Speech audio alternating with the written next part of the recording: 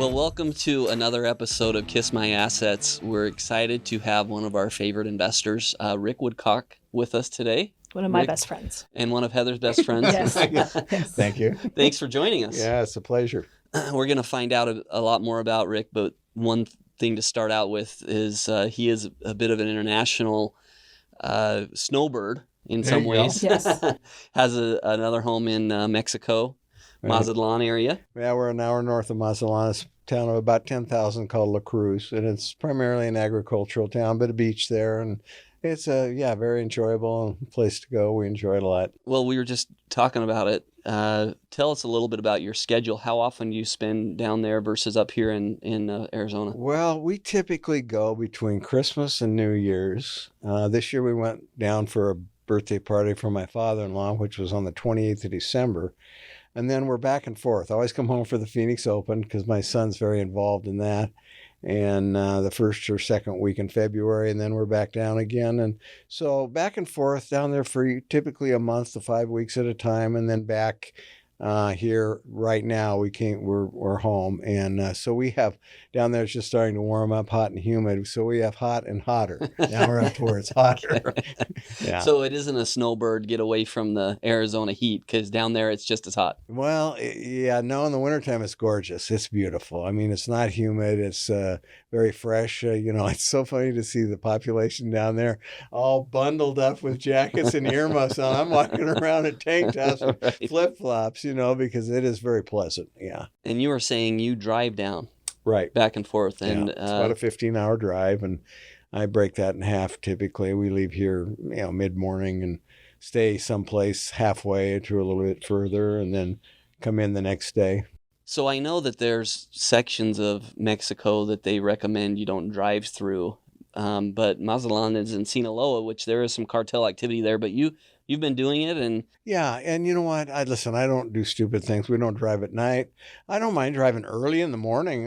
Typically before sunrise, I'll take off. There's not traffic or a lot of activity. And then when the sun sets, we're finding a place to stay. And the toll roads down there are extremely developed now. And so it's a fairly easy drive with good traffic and a lot of military police presence. So I've never been insecure making the drive. Oh, that's great. It is a drive that I want to do. I love exploring, and I love Mexico. So Mi casa es tu casa. Yes. I want to drive down to Baja at some point and get all the way down to Cabo, and then I want to go down mainland. So, well, actually, you should go take the mainland route down to Mazatlan, and then take the ferry over to La Paz. Yeah, and then do Cabo, and then drive back up La Paz. That's what I'll do.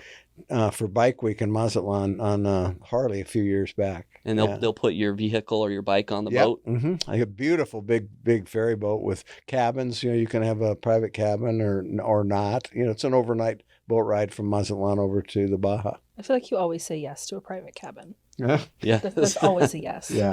Yeah. And how long of a ride is that? Well, it's overnight. We left wow. Mazatlan at 4:00, and the next morning by 9:00, 8:00, we were in the port at La Paz. Heather, I don't think I introduced you. So we also have Heather with us. We started talking about Mexico. Yes. So our investor relations queen. Yes, that's and the specialist. right title. This is good. I've trained you. And all I know is I'm coming with one of you, whenever this trip is happening. Mi casa es tu Yes, casa. Well, I'm you coming. will? I understood that Spanish. Yes. Great. So wanted to learn a bit more about your background. Are you retired now? Do you still work? Yes. No, I've been retired I'm 74, so I've been retired when I was 63.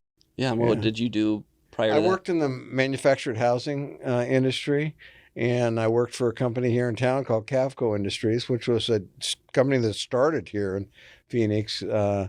But that was the later years of my career. When I ended up in Phoenix, I went to work for Cavco, great company to work for. And they're still here and very productive, very solid, publicly traded company, Cavco Industries. They've been purchased out from their private ownership and become a public company.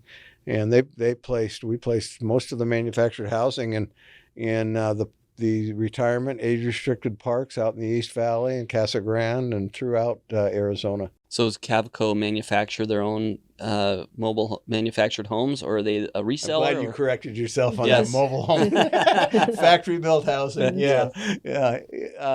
They manufactured. They had the. Presently, there's 3 plants. Well, there's 2 plants operating. One down on Durango here in town, Durango Street. One out in Litchfield Park, and then they're just opening a brand new facility for their RV park models, which are 400 square feet and smaller, up on I-17. I haven't seen it yet, but they're starting to advertise. I noticed on Facebook now promoting to hire employees, which, as we all know, is a very difficult challenge right now. Right. Wow. So the 400 square foot, that's a lot smaller than your traditional. Well, so they have 2 divisions where they build their traditional manufactured housing, which can go up to triple wides, well over 3,000 square feet, and then 400 square foot park models, which are considered recreational vehicles and are built to recreational vehicle code.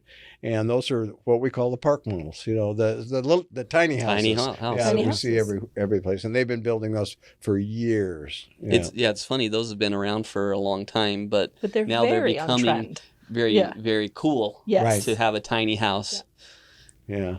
I actually grew up in a triple wide because Okay. my dad was had a mobile home, manufactured home dealership. We did call it mobile home back then. Back in the day, they were Back- trailer houses. yeah. Yeah, you betcha. But we had a triple wide that no one knew was actually a triple wide on the foundation. And he said, if I'm going to sell manufactured homes, we need to live in one. And Okay, was that's that why I in grew up Idaho? in. That was in Idaho. What was the name of the dealership? Brett's Mobile Homes. Brett's? Brett's. Yeah. Well, there was a Brett's up in Missoula that was a RV deallership up there, but I Probably. Yeah, I that's his first name. Yeah. I started in the business in November 1970, and I started at a plant in McMinnville, Oregon, owned by Skyline Corporation, who Skyline had plants in the Northwest. They had 32 plants at one time, and plants over in the Napa Valley, Idaho. Yep. And so that's the reason I asked the name of the business, because I knew a lot of those people. Not so much the mobile home guys back in those days, because I was an RV guy when I originally started. Yeah. Yeah, it's a great industry, affordable housing. They're some of those homes. They're brand new, they're beautiful, and they're kind of having a resurgence now because the price of housing is so high. Well, and if you have you have lots or vacant ground or acreage or places, it's hard to get a builder to go out and build on those. And factory built makes a lot of sense. And the code has come so far. The quality, they're all drywall, tape and textured, and tile roofs, and the same types of amenities you find in traditional site built housing. So, and there isn't a great deal of difference in the cost because the materials are about the same. Yep. The efficiency, though, of getting it built, getting it placed, and getting it livable quickly is a real advantage in manufactured housing. Right. So you started early on in your career, and you spent your whole career in the RV and the RV and manufactured. manufactured housing. I worked for Skyline for 20 years in McMinnville, and eventually I moved to their corporate office, or I was sales and marketing. That was my whole career, was sales and marketing, although I did start out in the factory as a trainee when I was 20 years old, learning how to pound nails. And That's a good place to start. Yeah, it was. And it gives you a good basic background. So when did you start investing? And then before you came across Neighborhood Ventures, what other real estate investing have you done? Well, I have learned plenty of lessons in the real estate business, and always real estate's always been good to me. But sometimes it's a lot of work. And as investing in general, I started, early on when I started in the manufactured housing business, we had at that time they had profit sharing. They didn't have 401ks and IRAs and those types of things. So the company shared this profits with the employees. And every year you were 10% more vested in the program until you were 100% vested. And of course, that was the hook that kept you there at least 10 years. Right. But that's how it started with me.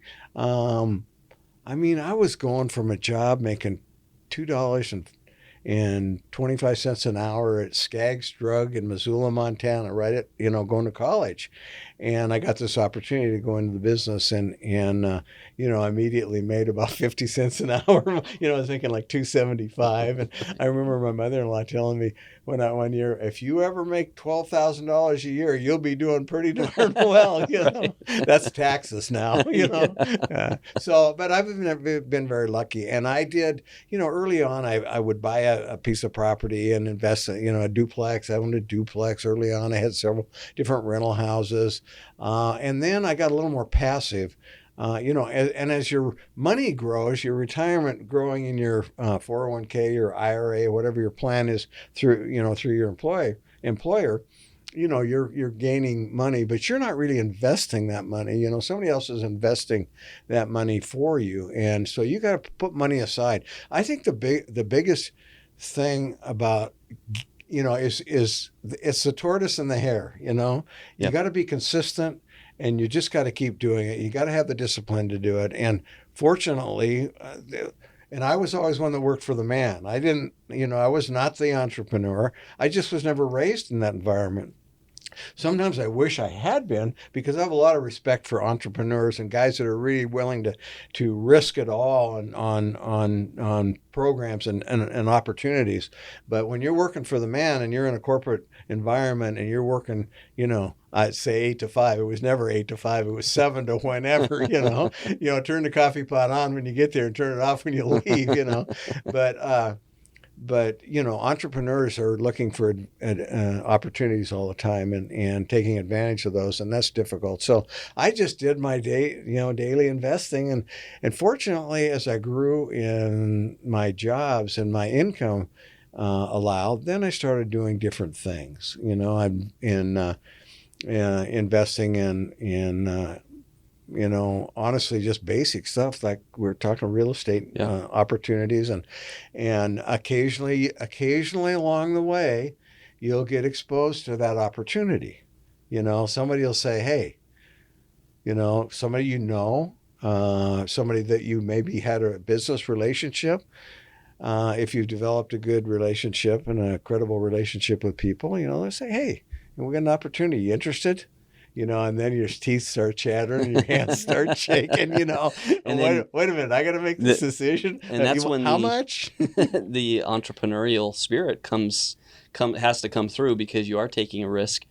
Maybe it's not with your day-to-day time like an entrepreneur might, but it's with hard-earned money that you've saved. Well, and every investment, you have to have that take that leap. When we look at this market right here in Phoenix, and I was in the manufactured housing market when we were at the peak of building. Maricopa County in 04 or 05 had 60,000 building permits. Yep. I just saw on TV the other day, last month was like, or last year. Anyway, so it went from 60,000 in 04 to 3 years later, 6,000. Yeah.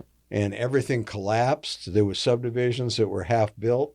Model centers and everything, But look at where'd it go? Yeah.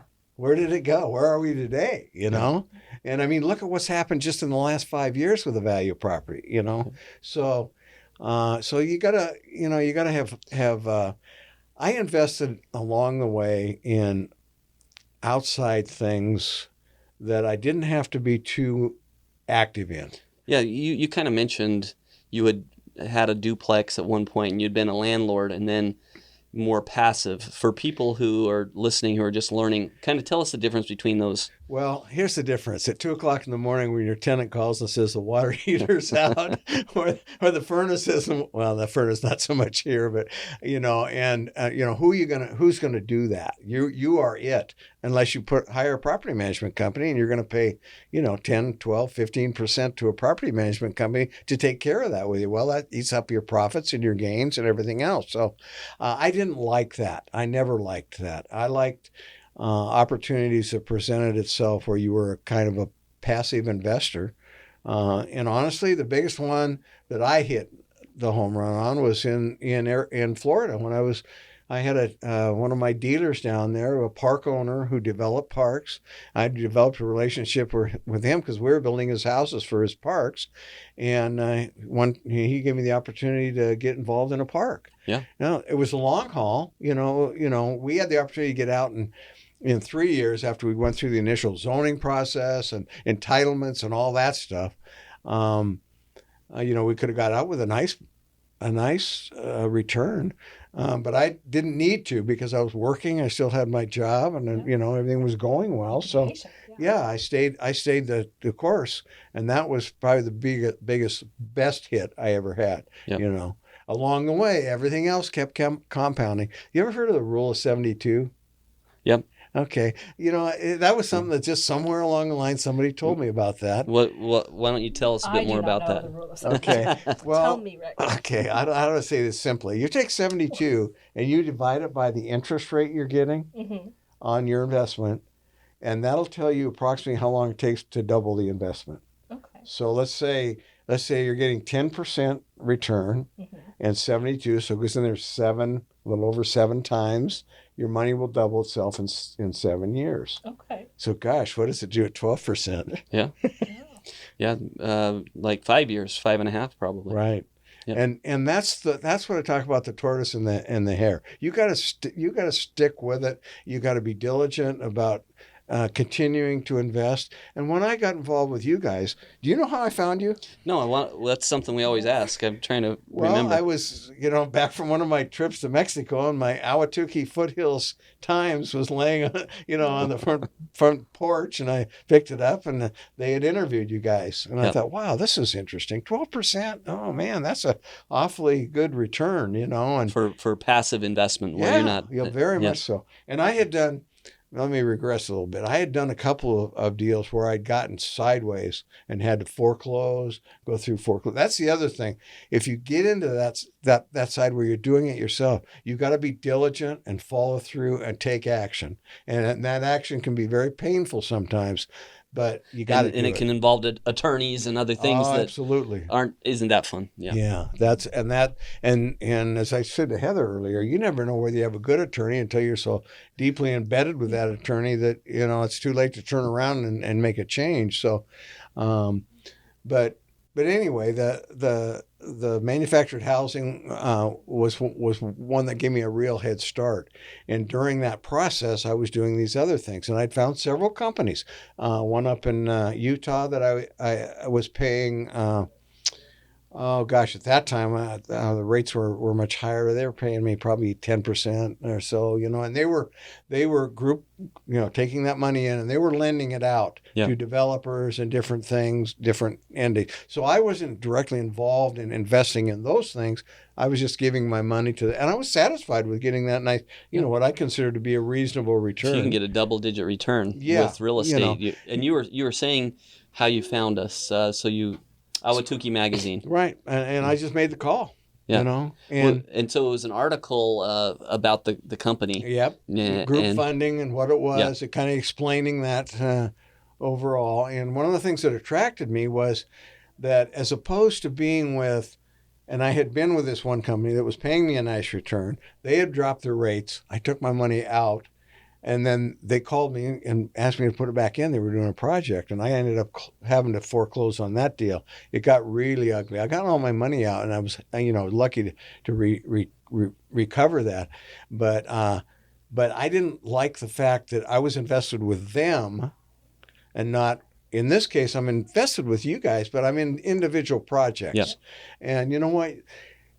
Along the way, if bad decisions are made or a bad project happens, so who knows? You never know what's going to happen. But it's not all sitting in one project, dependent on one set of circumstances to make that happen. Would Heather always knows this because she does her homework. But the projects that you have invested in, and has there been some that we've done that you haven't invested in as you look at them? Is there some you're more comfortable with than others? No. Yeah. So you invest in most of them. I've invested in everyone I've had an opportunity. Yeah, I started out, with a minimal projects. investment. Yeah. I think 7 projects. 7? Yeah. Yeah, wow. Yeah, I think that's when you found out about us. Yeah. And then I started with the first investment, and then you want to see where is the transparency really there? Is that is this all lip service and talk, or is this real? And the more I got to know you guys and interact with Heather and Heidi, and my confidence level, the communication, you can tell pretty quickly whether you're comfortable with the people you're doing business with or not. Yeah, that. I mean, Yeah. We've all been down that road. So tell us a little bit about the feedback that you've gotten, or the communication, because it's good to hear from investors. We try to be kind of ahead of investors and This is keep you important informed, to me but that- yes. Well, and let me tell you something. The whole thing about an accredited investor, I'm considered accredited, but I don't consider myself accredited. I just make decisions on individual projects. But every project, every communication has been quick, responsive, and handled. And you know what? In my whole business life, that's all I wanted. Communicate with me. Just communicate with me. If I need to do something, if I haven't signed something, if you need some, and I tell both Heather and Heidi, hey, new projects coming up. Give me give me a heads up and let me know. Yeah. Because I like this being laddered. Maybe just talk about that in the investment side, in bonds, being laddered in your bonds so they're maturing at specific times. Yep. By the way, what are bonds anymore? 3%. Yeah, right. Yeah. On a good day. But I think what you're saying with the laddered is you have some that are going to be coming up.